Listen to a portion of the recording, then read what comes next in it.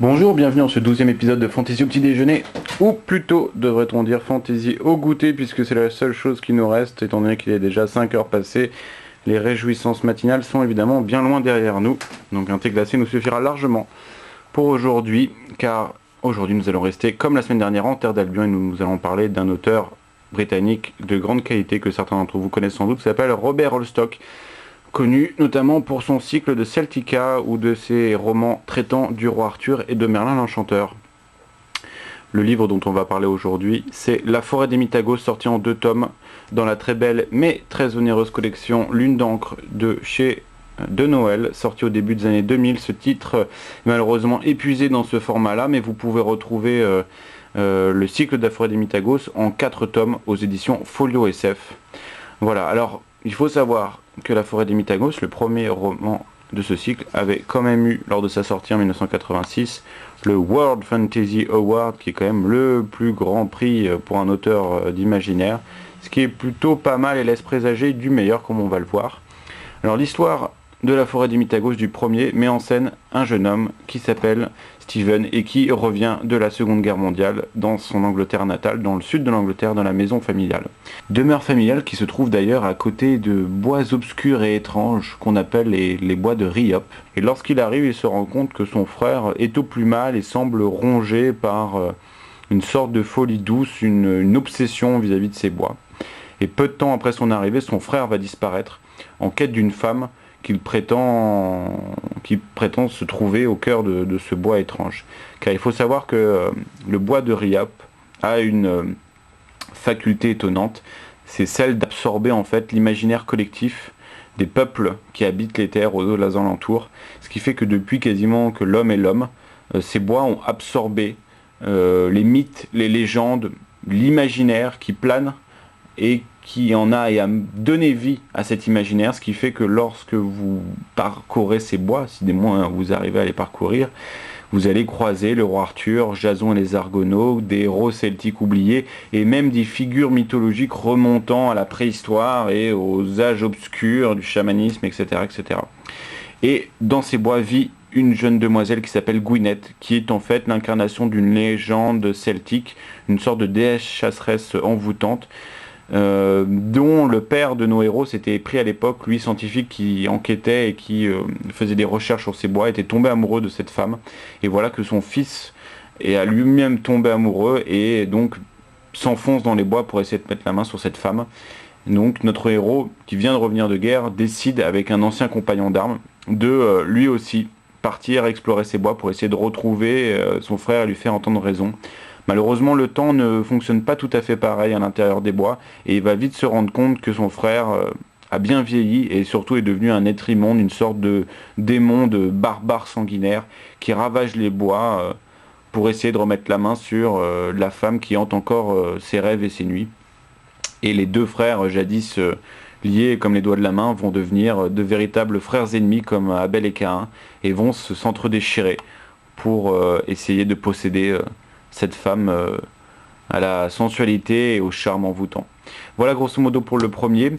La deuxième histoire, qui s'appelle Lavendice, que vous trouvez ici, se passe bien après et met en scène une jeune fille qui s'appelle Lavis et qui en fait est la petite sœur du compagnon d'armes de notre héros dans le premier tome, et ce jeune homme n'est jamais revenu, et sa petite sœur, qu'il a que très peu connue, est persuadée qu'il est toujours au fond des bois, et elle va décider d'y aller par elle-même. Malheureusement, elle n'est qu'une jeune enfant, et pour arriver à pénétrer cette forêt obscure, elle va devoir passer différents rites d'initiation que vont lui donner des personnages venus du bois.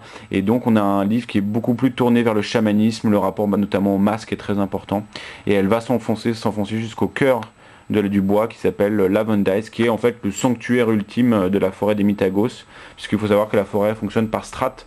C'est-à-dire que plus vous enfoncez, plus vous remontez dans le temps et plus vous revenez vers les mythes fondateurs de l'humanité. C'est-à-dire que vous passez par le Moyen-Âge, l'Antiquité, et au cœur se trouvent des légendes et un imaginaire qui a plus trait à la préhistoire, au début de l'humanité, et donc à des êtres très étranges et à des cultes bien plus étranges encore.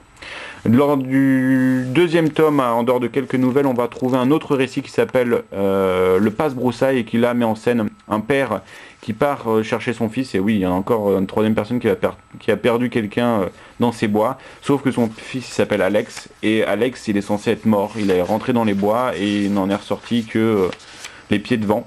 Mais le père est persuadé que l'esprit de son fils réside toujours au cœur de ces bois obscurs et il décide de partir avec une équipe de scientifiques pour essayer de mettre la main sur son fils.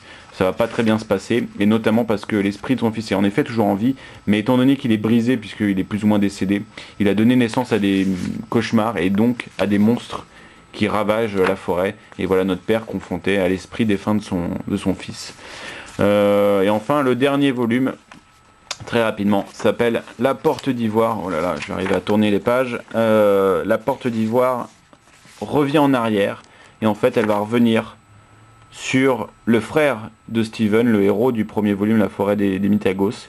Et donc son frère, le frère méchant, celui qui est parti dans les bois retrouver Gwyneth et qui est devenu un être maléfique, qui s'appelle Christian. Et donc on va suivre son destin, comment finalement le petit frère sous l'ombre, qui a toujours vécu dans l'ombre de Steven, qui était méprisé par son père et qui va avoir le malheur de tomber amoureux de la maîtresse que son père a pris, cette maîtresse étant Gwyneth évidemment puisque son père est allé la chercher dans les bois, et il va avoir le malheur de tomber amoureux d'elle et puis il va vouloir la posséder, elle va s'enfuir et il va devoir essayer de la récupérer.